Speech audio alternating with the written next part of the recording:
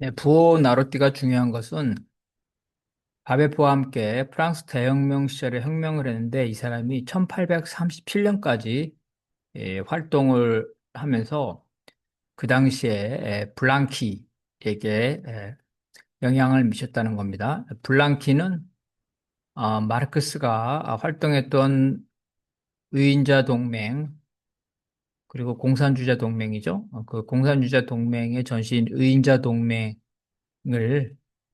이 블랑키가 사실상 지도했다. 왜냐하면은 의인자 동맹은 이 블랑키의 조직인 계절협회의 지부였기 때문에.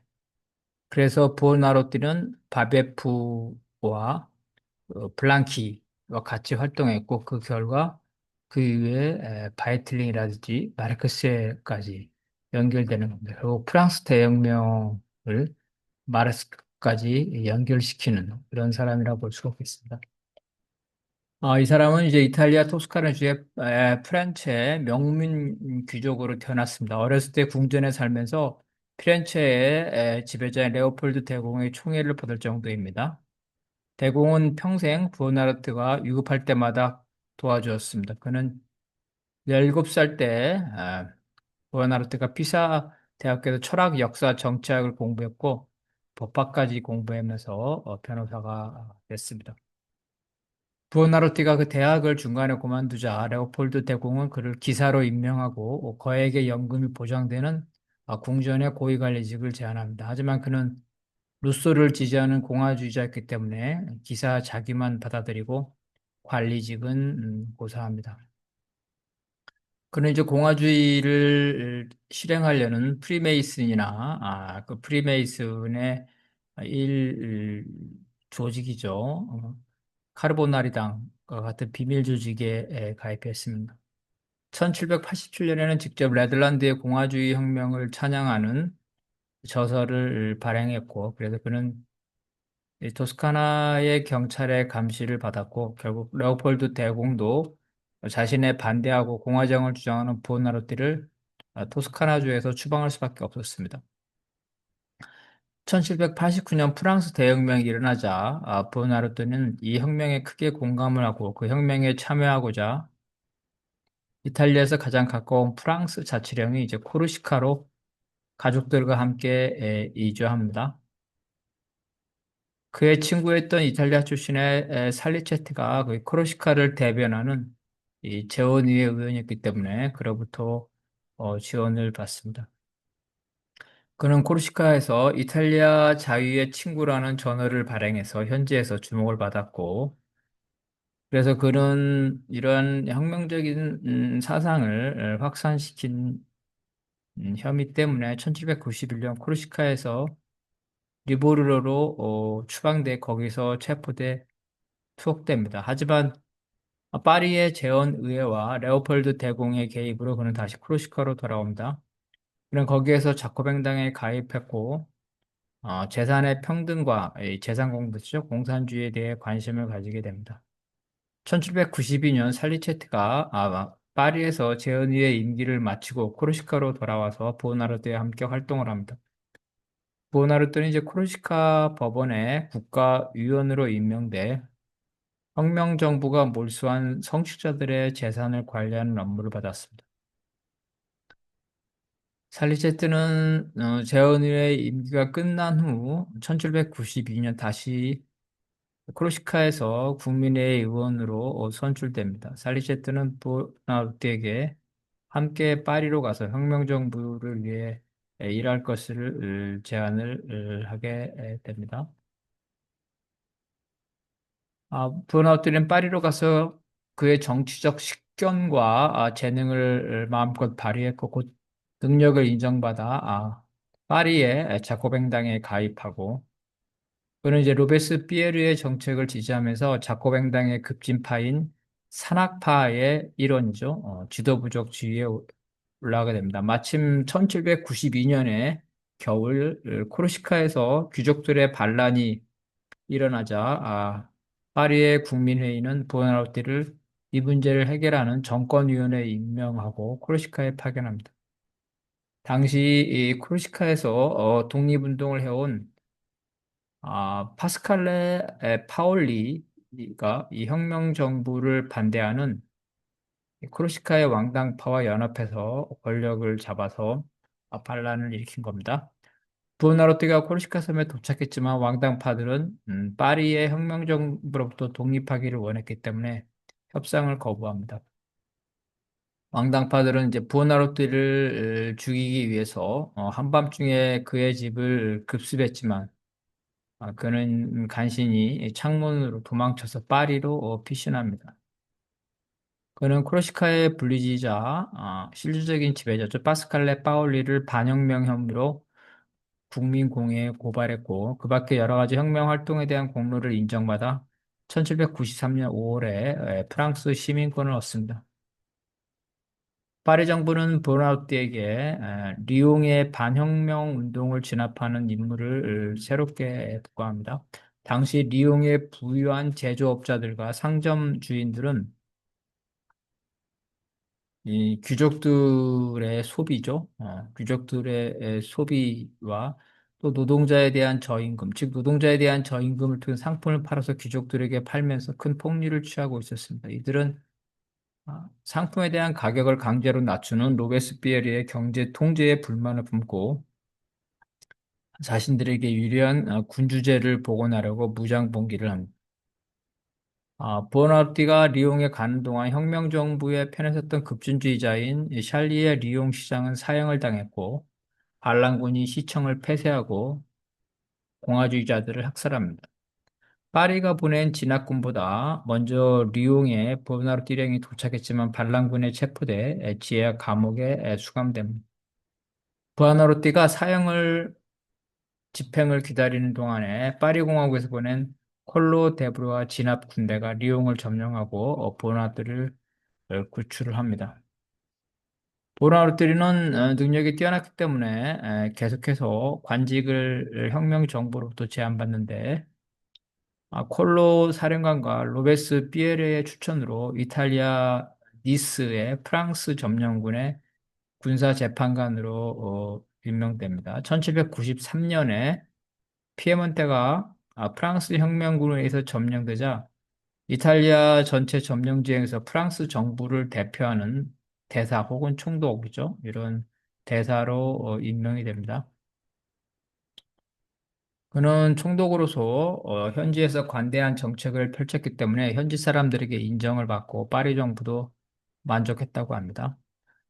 그런데 파리 혁명 정부가 뒤집어지고 로베스피에레를 처형한 반혁명 정부죠. 이러한 총재 정부가 결국은 1795년 3월에 이탈리아 리스의 프랑스 총독인 튜르에게 망통해 있던 보나르티를 로베스피에르의 측근이라는 제목으로 체포하여 파리로 압송하라고 명령을 합니다. 그렇지만 튜로 총독은 보나르티를 평소 존경했기 때문에 10일 동안 체포하지 않고 시간을 끌면서 30만 프랑스 파운드가 담긴 금고를 갖고 보나르티에게 피신하라고 권유합니다. 하지만 보나르티는 자신이 죄가 없다면서 체포에 순응하고 파리로 압송됩니다. 보나르테의 체포 소식을 들은 레오폴드 대공은 대사인 코르시니 왕자를 보내서 그에게 피렌체로 다시 돌아온다면 그리고 자신을 돕는다면 프랑스 정부의 석방을 탄원하겠다 이렇게 회유를 합니다. 하지만 보나르테는 자신은 자유죠. 자유와 혁명과 결혼했다면서 이를 거절합니다.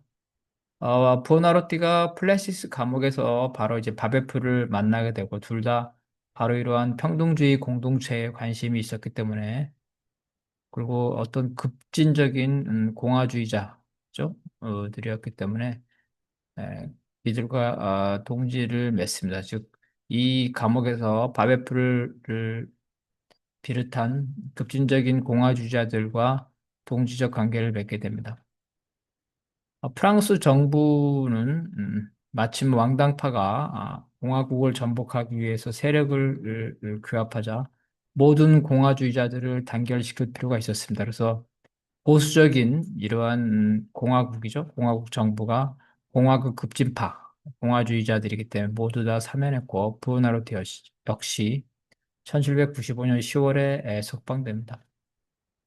그런 석방된 후에 급진주의자 모임인 판테온 클럽의 회장으로 있으면서 감옥에서 알던 바베프의 글과 이론을 클럽에 소개했습니다. 물론 바베프가 이미 어느 정도 알려졌지만 바로 이제 주류에 있던 그죠? 급진공화주의 주류에 있던 자코뱅이죠. 부어나로띠의 소개와 지원으로 바베프는 급진주의자의 지도자로서 지위를 더욱 확립합니다. 1796년 1월 반동 정부에서 판테온 클럽이 폐쇄됐고 부에노아이레스는 1796년 3월 바베프죠. 바베프가 만든 비밀혁명 조직인 평등주의자의 음모에 가입합니다.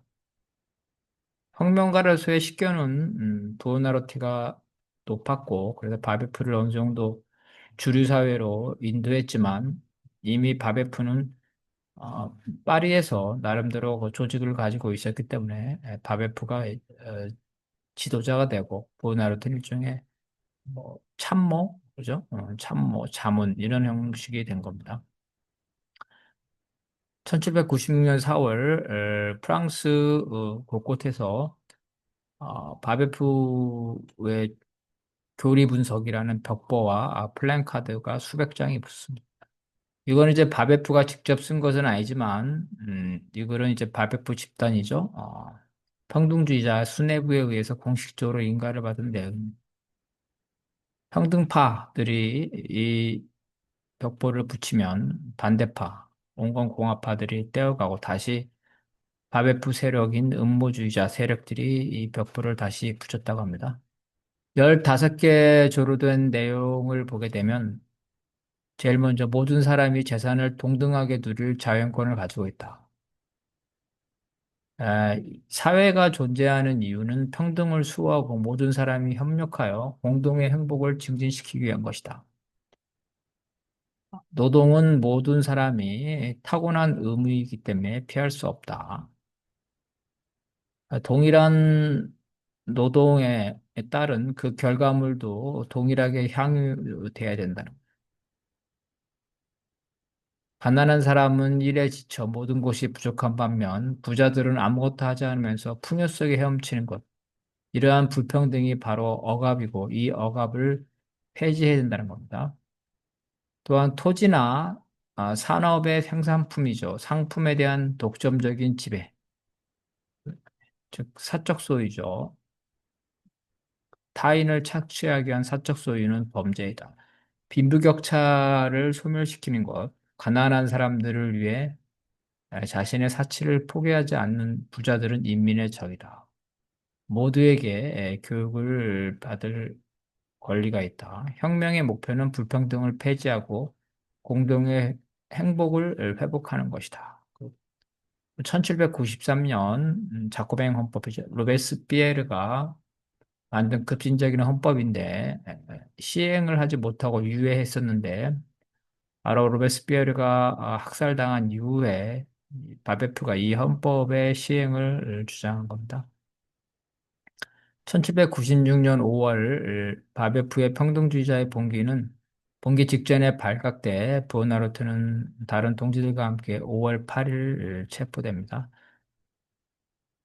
그로부터 1년 후 1797년 재판이 확정되는데 바베프와 다르테는 사형 선고를 받습니다. 이 재판에서 보나르트는 인류에 대한 사랑 때문에 총재정부죠. 보수파 공화정을 전복하려고 음모를 꾸몄다. 이렇게 당당하게 밝힙니다. 이번에도 레오폴드 대공이 토스카나의 법원과 당국을 통해 버나르티가 이제 이탈리아 출신이죠. 그래서 버나르티에 대해서 탄원을 했고 그 결과 버나르티는 프랑스 밖으로 추방되는 귀양 가는 형벌을 받습니다. 그는 첫 번째 세르브르 감옥으로 이송됐고 어, 이때 이제 코르시카 섬에서 알게 된 나폴레옹이 프랑스의 실권을 잡게 되죠. 그래서 이런 나폴레옹이 자신이 알고 있는 이 부오나로티에게 호의를 베풀어서 1800년에 좀 더 처우가 좋은 오를레앙 유소의 감옥으로 부오나로티를 이송시킵니다.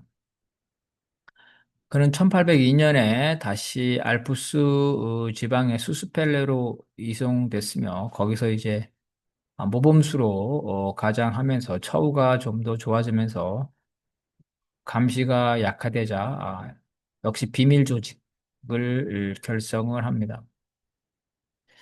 그는 이제 수차례 타는 끝에 1806년에 석방이 되는 대신 프랑스로 돌아가지 않을 것, 제네바에서 정착하는 이러한 기회를 얻게 됩니다. 그는 제네바에서도 계속 혁명 활동을 하면서 1808년에 제네바의 메이슨 조직에서 비밀 혁명 활동에 가담했고, 1812년에는 자코뱅 당원들이 프랑스 황제를 암살하고 1794년 헌법을 복원시키려 한 그 사건인데요. 이 말레 장군의 음모에 연루가 됩니다. 이 사건으로 인해서 보나르토는 자신이 관리해온 비밀 조직이 해산을 당했고 2년 동안 제네바에서 추방을 당했다가 다시 돌아옵니다. 그는 제네바에 돌아온 이후에도 자신의 비밀 조직을 재건시켰고 이 비밀 조직은 전반적으로 점 조직이고 이러한 세포 조직은 자율적으로 활동했습니다. 중앙 지도부는 그 신분이 비밀이어서 하부 조직에서는 그 지도부를 알 수가 없고 중앙 지도부는 광범위한 비상 대권이죠. 권한을 가지고 이러한 비밀 결사 조직의 조직 규율은 블랑키를 거쳐서 공산주의와 동맹까지 전해졌는데 사실은 이런 것들은 이제 프리메이슨이나 카르보나르당의 전통입니다. 그는 카르보나르당 활동에도 관여했고 1818년에 이르러서 제네바뿐만 아니라 스위스와 프랑스 그리고 자신의 고향인 토스카네 지방에 카르보나르당 활동에 깊은 영향을 미치게 됩니다. 유럽 혁명의 지도자가 됐다는 거죠. 1823년 이탈리아에서 보나르테의 조직원이 체포됐고, 제네바에서도 그 조직이 발각돼서 결국은 보나르테는 제네바에서 다시 또 브뤼셀로 추방을 당합니다. 보나르테는 그곳에서 혁명 활동을 계속하다가 1828년 바베프죠. 아, 바베프에 관한 책이죠. 그래서 어, 평등을 위한 음모의 역사입니다. 그래서 이제 바베프의 저서라고 알려져 있는데 어쨌든 보나르티가 이것을 편찬을 했다는 거죠. 그래서 이 책은 프랑스뿐만 아니라 유럽에서도 큰 반향을 일으켰고 그로 인해 그는 혁명가의 아버지로 보나르티가 추앙을 받습니다. 이 책은 1830년 영국에서도 영어로 출판돼서 큰 인기를 얻었고 바베프나 보나르티 그리고 이제 이러한 출판자들 모두 책에서 언급된 사람들은 체포를 우려해서 가명이나 약식 이름이죠. 사용했다는 겁니다. 약칭으로. 그는 1830년 프랑스 파리에서 7월 혁명이 성공한 후에 루이 플립이 입헌 군주정을 성립하자 파리로 돌아왔습니다. 이러한 입헌 군주정에서 급진적인 공화주의에 대한 탄압이 일부 완화가 된 거죠. 그래서 부어나트리는 파리에서 루이 블랑 등 입헌 군주정에 반대하는 공화주의 급진파들을 사실상 지도를 합니다. 1833년 72세의 나이로 마지막으로 루이 필립의 비밀 경찰에 체포가 됩니다. 수시간 동안 조사를 받은 후 이 반체제 운동을 하지 않을 것을 조건으로 석방이 됩니다. 이러한 72세 노인이죠. 이러한 72세 노인의 이러한 그 체포 사건은 이 타임지 등 자유주의 신문들이 보도를 하면서 루이 플립 정부에게 강하게 항의를 합니다. 하지만 그의 부오나로티의 과거에 이제 프랑스 대혁명 때부터 지금까지 혁명 전력이 공개되면서 다시 한번 그의 체포에 대한 논란이 거세졌고 공권파들은 보나르티의 체포를 주장합니다. 하지만 루이 필립은 보나르티를 감시만 할 뿐 더 이상 체포하지 않습니다. 보나르티는 1837년에 가난과 맹인으로 시달리다가 사망할 때까지 혁명활동을 멈추지 않았습니다. 보나르티의 제자죠. 1848년 2월혁명의 성공으로 노동부 장관, 노동위원회죠. 노동위원장이 된 루이 블랑에 따르면 보나르트는 죽기 전에 혁명의 성공을 보고 싶다면서 혁명의 희망을 버리지 않았다고 합니다. 천여 명의 프랑스 지지자들과 이탈리아 망명자들이 보나르트의 장례식에 참석해서 그를 평등 사상의 옹호자, 위대한 시민으로 부르며 추모했습니다. 바바프의 공산주의 이 사상을 후대에 남겨서 블랑키, 바이틀링, 마르크스까지 이어지게 했던 장본이라고 볼 수가 있겠습니다.